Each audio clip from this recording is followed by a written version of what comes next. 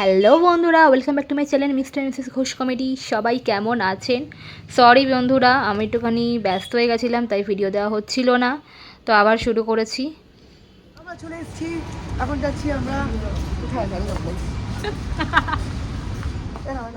দেখতেই পেলেন আমরা মেট্রো করে চলে এসেছি। আমরা কোথায় যাচ্ছি একটু পরে আপনারা জানতে পারবেন।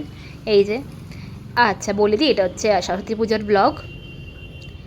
তাজ বেঙ্গল, এটা সবথেকে বড় আমাদের এখানকার 5 স্টার হোটেল। এটা কোথায় আছে বলুন তো, প্লিজ জানলে কমেন্টস করবেন। ইয়েস, আমরা এসেছিলাম আলিপুর চিড়িয়াখানায়, কারণ এখন চিড়িয়াখানা প্রচুর জিনিস করেছে। আপনারা ভাবছেন যে সরস্বতী পুজোর দিন চিড়িয়াখানা, আসলে কর্তামশাইকে অনেক দিন ধরেই বলছিলাম চলো চিড়িয়াখানায় যাই, চিড়িয়াখানায় অনেক পাখি পশু সব নিয়ে এসছে। মাঝে তো পুরো ফাঁকাই হয়ে গেছিলো, সে অনেক আগে এসছিলাম। আর ঢুকেই দেখি কত ভিড়, মানে প্রচুর। আর চিড়িয়াখানা মানে তো বাচ্চারা আসবেই। তো ফার্স্টে এসে আমরা এখানে ম্যাপটা দেখে নিলাম যে কোথায় কি আছে, কত নম্বরে, সেটা ভালো করে দেখে নিলাম। আর এই বছর হচ্ছে 150 বছর পূর্ণ হয়েছে আমাদের আলিপুর জু, তার জন্যই আর কি এত কিছু করা হয়েছে। দেখুন একবার চারপাশটা, মানে একদম সবাই পিকনিক করতে বসে গেছে।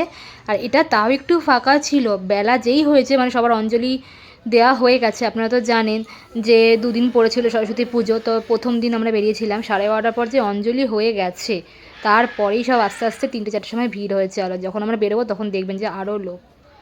যাই হোক, তারপরে আমরা চলে এসেছিলাম ফার্স্টেই পাখি দেখতে। মানে ভ্যারাইটি অফ পাখি এনেছে, মানে নানা রকম, এগুলো সব ম্যাকাও সেকশনস।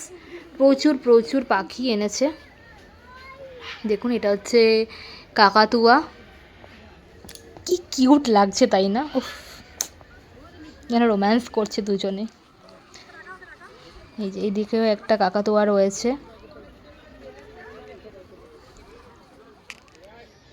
আগে না এখানে আসলে কি হতো, মানে ম্যাক্সিমাম খাঁচা হচ্ছে ফাঁকা পড়ে রয়েছে, ওই কয়েকটা হাতে গোনা পাখি, কিছু ম্যাকাও, কিছু টিয়া পাখি, কিছু এই সেই, ব্যাস। আর এখন একটা ফাঁকা নেই।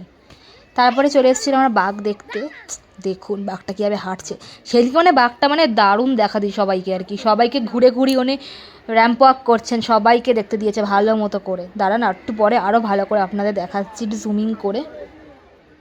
এই যে দেখুন, মানে সবাইকে ঘুরে ঘুরে নিজেকে দেখাচ্ছে, মানে এটাই সব থেকে ভালো। অন্য সময় তো বাঘগুলো ভেতরে ঢুকে বসে থাকে, কাউকে দেখাই দেয় না। বাচ্চারা বেশ সেটা দেখে আনন্দ পাচ্ছিল, দারুণ আর কি। তারপর বাঘ দেখার পর আবার চলে এসেছিলাম পাখির সাইডে কিছু, এগুলো সব ম্যাকাও, বিভিন্ন টাইপের রঙ এসে মানে এত ভালো লাগছে। লাস্ট এসেছিল আমার হাজব্যান্ডের সঙ্গে, মানে যখন আমরা প্রেম করতাম আর কি, অনেক বছর আগে। ফার্স্ট আমরা 25 ডিসেম্বর এসেছিলাম, তো সেইবারই লাস্ট ওর সঙ্গে এসেছিলাম, আবার ওর সাথে এসেছি। আমি বলছি এইবারে আমি লাস্ট আসবো, আবার পরে আসবো, এখন আর আসবো না। ময়ূরটাকে দেখুন কি সুন্দর বসে আছে, মানে এইবার দেখে চিড়িয়াখানায় এসে একদম স্যাটিসফাই। হ্যাঁ বলে দিই, চিড়িয়াখানার হচ্ছে টিকিট 50 টাকা মাত্র, মানে আপনার 50 টাকা তো উসুল হয়ে যাবে। আর এটা দেখুন এই ময়ূরটাকে, অসাধারণ।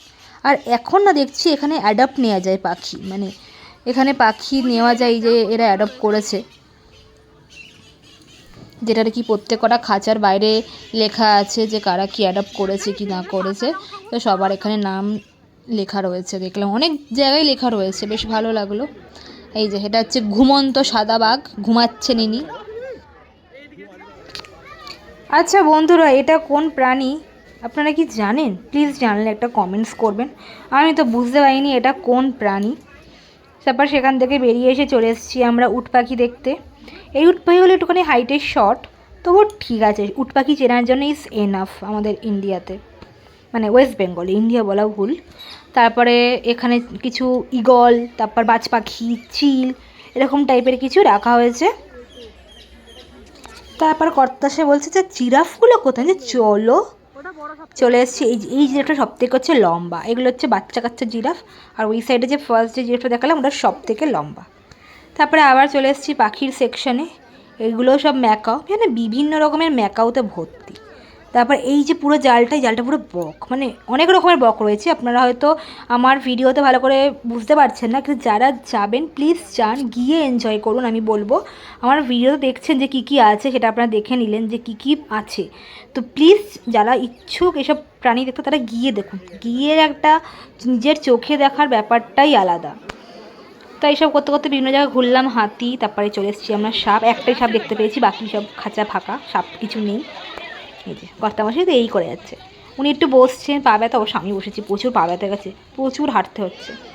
তারপর চলে এসেছি এদিকে জেব্রার এখানে, জেব্রাটা আমার খুব ভালো লাগে, জেব্রার ঠিক কালারটা খুব ভালো লাগে, ব্ল্যাক অ্যান্ড হোয়াইট কম্বিনেশনে, আমার ঠিক জেব্রাটা খুব ভালো লাগে।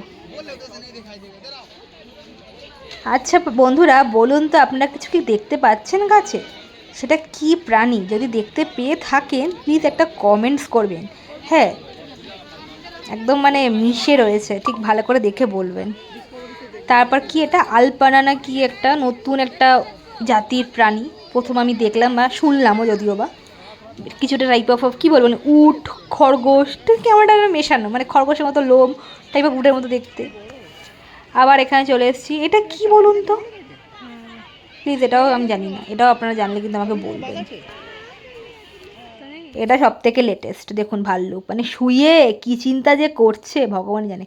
এই একটা ভাল্লুক এখানে রয়েছে আমার সামনে, আর এই যে এনার মতনই একদম শুয়ে শুয়ে ল্যাদ খাচ্ছে, ইনি যেমন শুয়ে শুয়ে ল্যাদ খায়, ইনিও তাই করছেন, ইনি আকাশ কথা চিন্তা করছেন, একা একা আইসক্রিম খাচ্ছে, আমায় দিচ্ছে না। তারপর চলে এসেছি হরিণ, মানে রেইনডিয়ার টাইপের এগুলো হরিণ, এগুলো দেশি হরিণ নয় আমাদের। তারপর অ্যাট লাস্ট আমরা দেখা পেলাম হচ্ছে কুমিরের, অনেকক্ষণ ধরে কর্তামশাই বলছে আচ্ছা কুমিরগুলো কোথায়, এখানে কিন্তু ছোটো কুমির, আর এইগুলো দেখুন কত বড় কুমির। এটা দেখেই আমরা এবার যাত্রা শেষ করলাম। তো বন্ধুরা আজকের ভিডিওটা এতটাই, প্লিজ ভিডিওটা ভালো লাগলে একটু লাইক কমেন্টস করে দেবেন, আর অবশ্যই চিড়িয়াখানা গিয়ে দেখুন। টাটা বন্ধুরা।